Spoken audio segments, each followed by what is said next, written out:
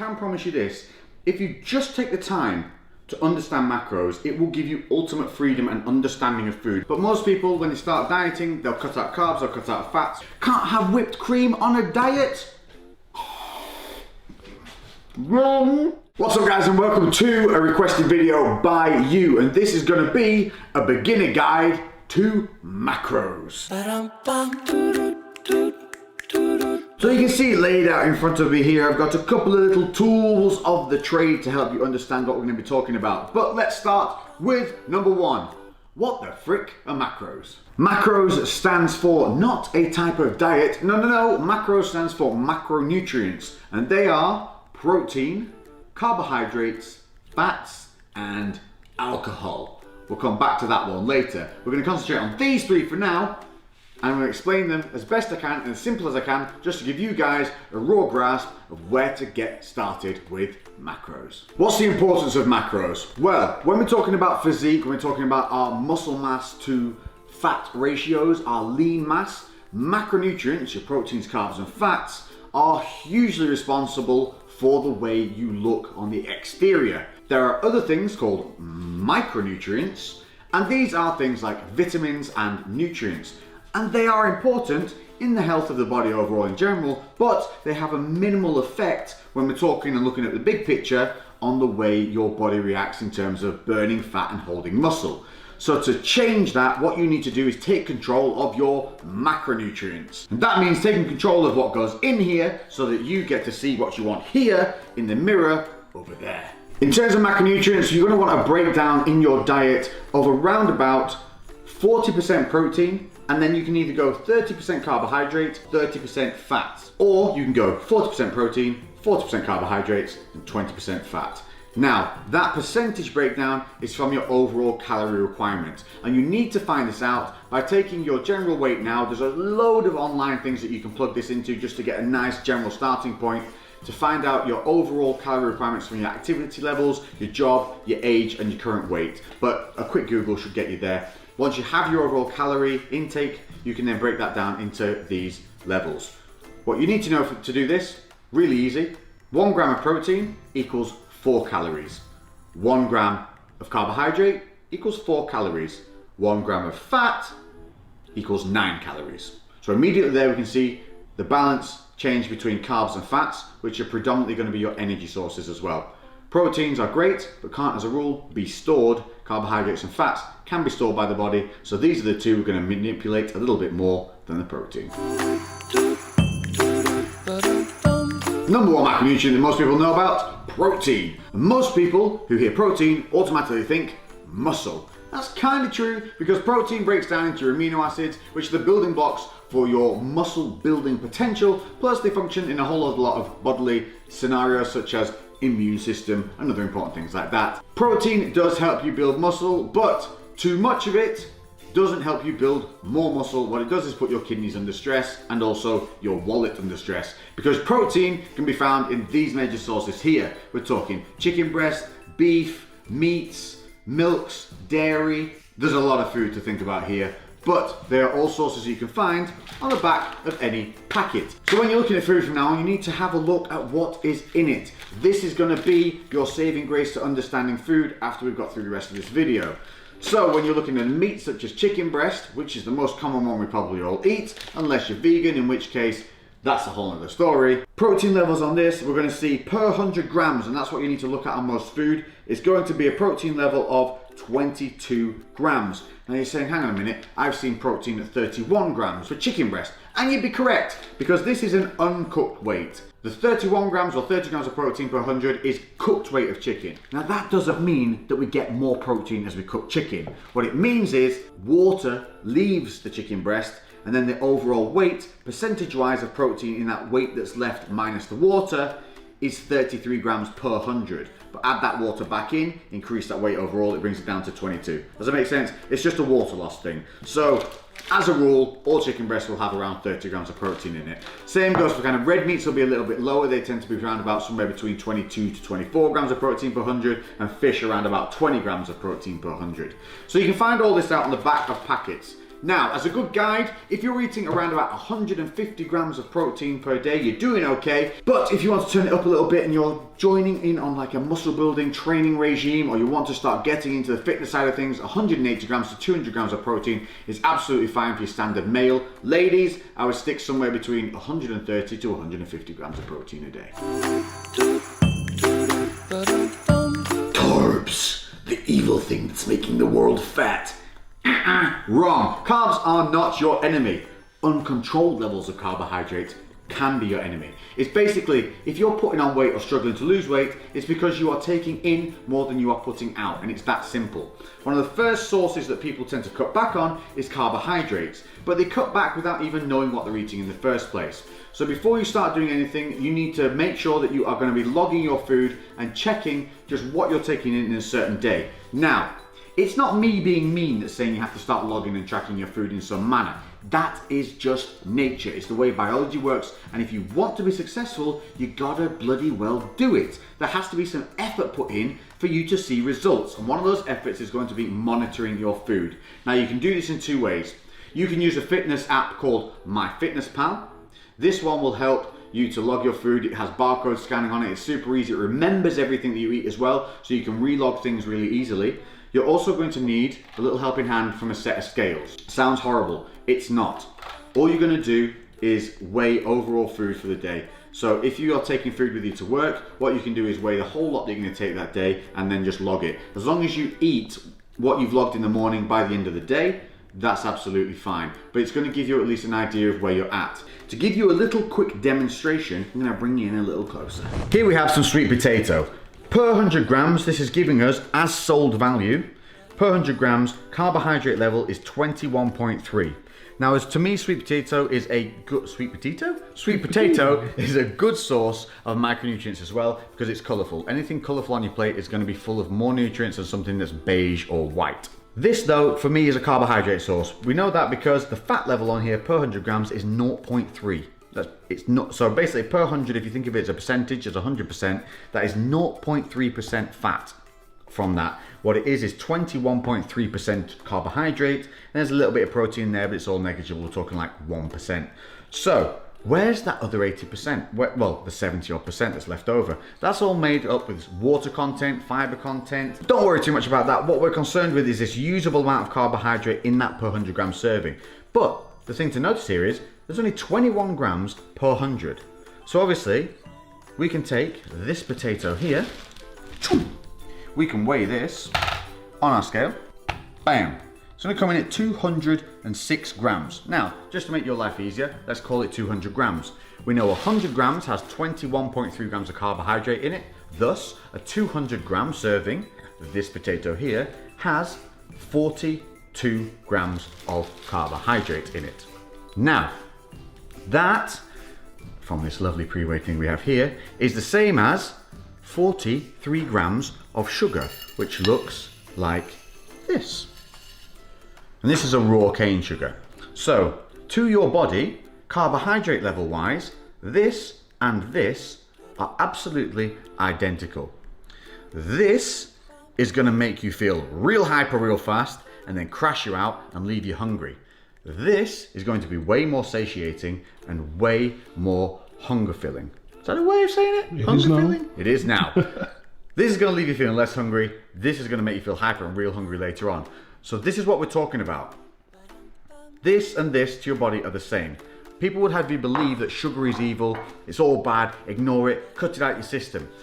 The problem is we don't have control over the sugars in our diet, and that's the issue. Not the fact that sugar exists in the world. It's not completely evil, and you can have it in moderate amounts as long as you're monitoring your food. Now, if you're not monitoring your food, that's when you have to start cutting out sugars and things like that, because they're such high impact. Because you can get, as you can see from this, it's a way smaller volume that has the same impact. So it's way easier to go overboard on this simple sugar here, because basically 43 grams of that is 43 grams of carbs, whereas 200 grams of this potato is only 43 grams of carbs. Does that make sense? Hopefully that visual gives you a little idea. So what you want to do is monitor your food and volumize as necessary. So if you're feeling hungry, you want to look for foods that have a low impact. So that means per 100 grams, you get a low number per serving, which means you can have more to hit your targets.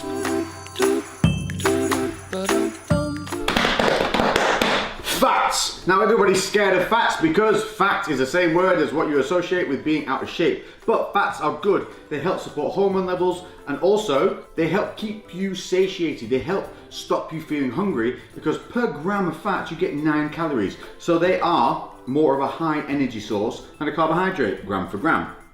But it doesn't mean that you don't need to monitor them. Obviously, because 1 gram has 9 calories instead of 4, they are a higher impact. So again, it's easy to spill over on them. But most people, when they start dieting, they'll cut out carbs, they'll cut out fats, or one of the two, and they start cutting food out of their diet. They're like, I can't eat cheese when I'm on a diet, I can't have cream when I'm on a diet, I can't have butter when I'm on a diet, and it's just not true. If we go back to that per 100 serving, we can see on a cheese, per 100 grams, the fat level is 35 grams.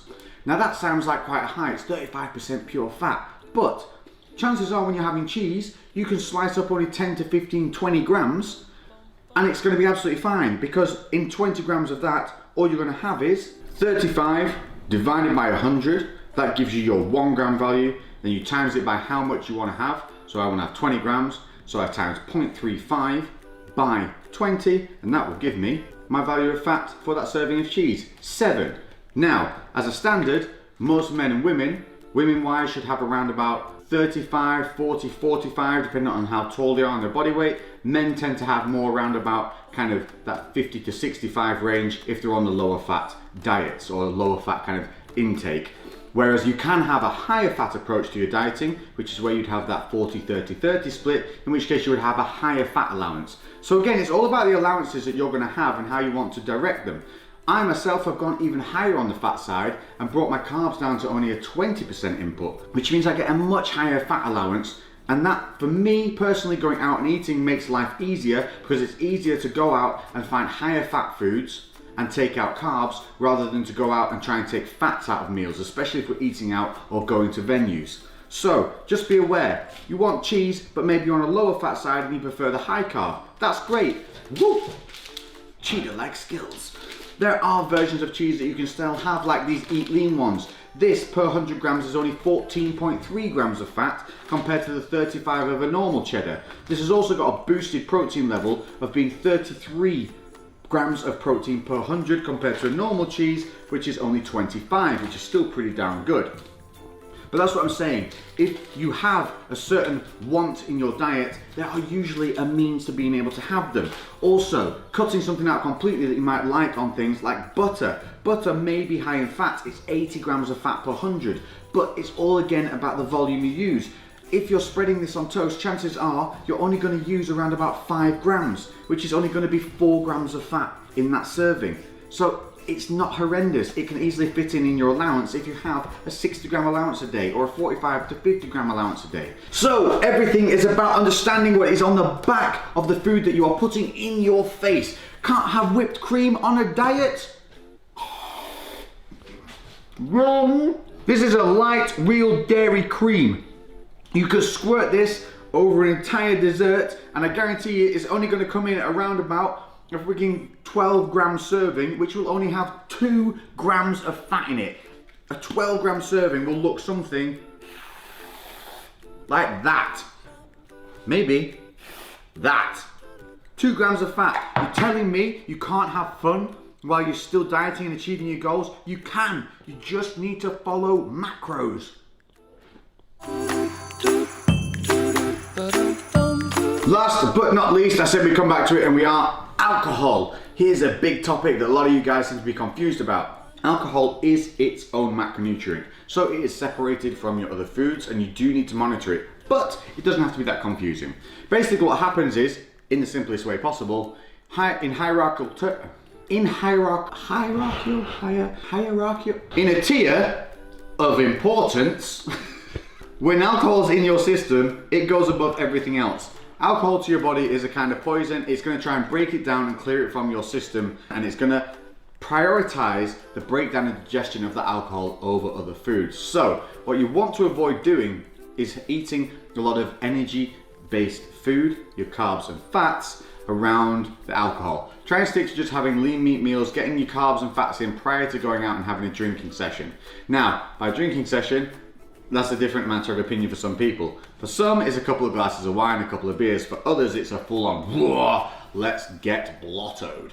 Now, I can tell you, you cannot be going out and getting smashed all the time on alcohol and expect nothing negative to happen.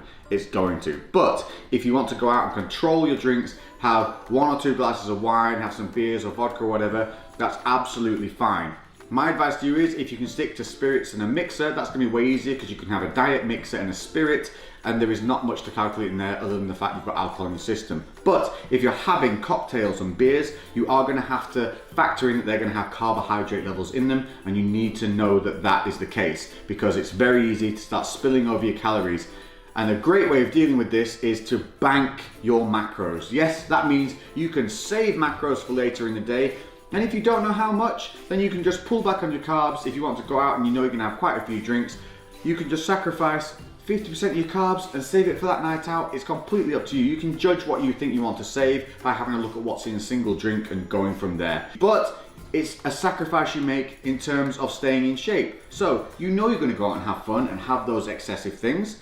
That's great, and you make the sacrifice of not eating as much that day from that certain source that those excessive things are going to pile into, and thus you balance your life, and that's what it's about. Balance is key, consistency is key, but more than anything, knowledge and power. And one final thing, don't worry if you screw up.